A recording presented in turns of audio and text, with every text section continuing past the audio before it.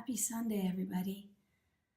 I thought today I would talk about the witness. It's one of the concepts in a meditation practice, and I guess it probably is my favorite, other than just the simple act of sitting down, pausing, shutting up. That has its own inherent benefit. But the witness is this concept that we can move from a place of reactive patterning to creative patterning. And the way to do it is literally to witness our own behavior, thoughts, I would even say body, mind, by stepping out and looking back. And its gaze for me is gentle and kind. And I worked really hard to create that because I feel it's so easy to be critical and judgmental. And it's the weaker path. It's much harder, at least in my experience, for the compassion and the way that I might gaze at a baby, at innocence, at my cat, at a lover or a best friend after they've made you laugh hysterically. It's that kind of gaze. It's such a loving gaze. And so we literally step outside of ourselves and then look back. And one of the benefits, of course, is the non-reactive patterning that can result. But I think also that we recognize, do you want to come up? Maybe you'll meet Seva today. You want to come up? Come on. Okay, then don't. She really is here. I promise there's really a cat here. So the other thing is that you recognize quickly that we recognize that consciousness doesn't actually live in the body. It doesn't live in our brain. It lives within and throughout.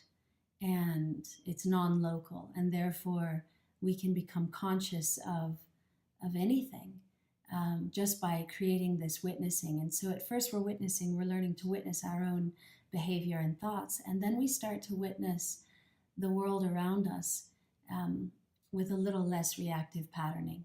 And we can witness, again, those people in our lives that maybe are difficult or challenging. We see them anew. So I like that about it. And I also really like that it's a language that we have to learn, maybe even the first language, if you think of it like that. I remember when someone gave me my first Rumi book, and it was many years ago. I think the very first time was 25 years ago. And I was an avid lover of poetry. So I thumbed through and I couldn't understand a thing, nothing. It was like I couldn't inhabit that space that he was writing or channeling from.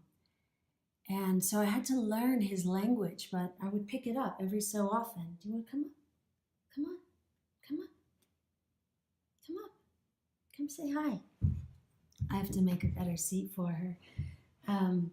So I had to learn his language, and that took time, and it took me breaking down something maybe in my thought patterning, continuing to practice. Say hi, Seva. Look up. Can you look up?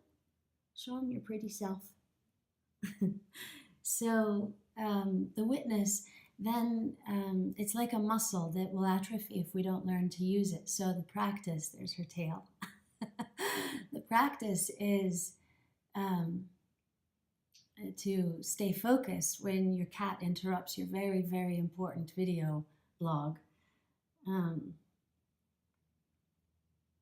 Oh, I know. Stick with it so that you have the breakthrough. Anybody that speaks another language knows that space where it's foreign, it's misunderstood, it feels like work. You feel exhausted after an hour with people that are speaking it in your presence because you can't understand, and the struggle to comprehend is really intense. It takes all of us. And then gradually over time, or sometimes suddenly, there's a breakthrough or a breakdown, and we glimpse it, and then we begin to dream, and suddenly we've moved into this area of fluency. That's how I feel about the witness, that it is a language. It's a silent language, but it's a language It takes that kind of skill, and it gives us so much benefit. Um, Anything else about it? It's a place of peace that we can then occupy no matter where we are. So oftentimes I'll meditate and engage the witness at airports. And I've gotten so practiced at it that I can do it with eyes open or eyes closed. It doesn't matter. And there's a sensation around the witness. And again, I mentioned that for a lot of people and a lot of teachers, it's non-partisan. It doesn't have a positive or negative attribute that you would attach to it. But I've chosen to actually make mine more benevolent, gentle, kind. And somehow that feels like it balances a lot of what the world might offer otherwise. So we'll witness right now 60 seconds meditation. And literally we'll just maybe find a more comfortable seat and feel the pelvic floor open. And then you can lift up and begin to feel a radiant channel that's moving up and down. This is some terminology from the practice we teach at Vital called the bowspring. And then just soften your gaze and soften the inner gaze. That's called the drishti. And you can have the drishti whether your eyes are open or closed. And one way that I play with witnessing is I just imagine what else is viewing me when my eyes are closed. And again, make it a soft, loving gaze so that we feel held in our vulnerability. It's vulnerable to close the eyes. It's vulnerable, especially to do it in front of a camera. So with that, you take your full breath in and out. I don't care, nose or mouth, it makes no difference to me. And set the tone for the next 60 seconds.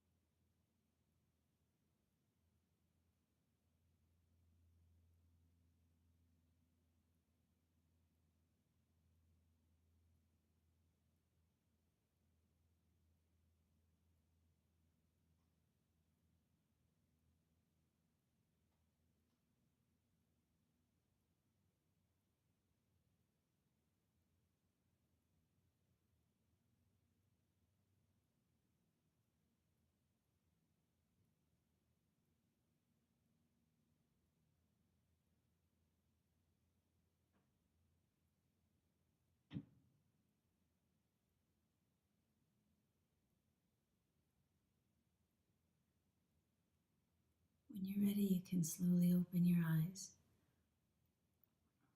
and see the space around you anew. Recognize that consciousness doesn't depend on the witness. It is beyond that, but there is something that happens when the witness, the act of witnessing, and that which is being witnessed merge. Have a great Sunday. Thank you.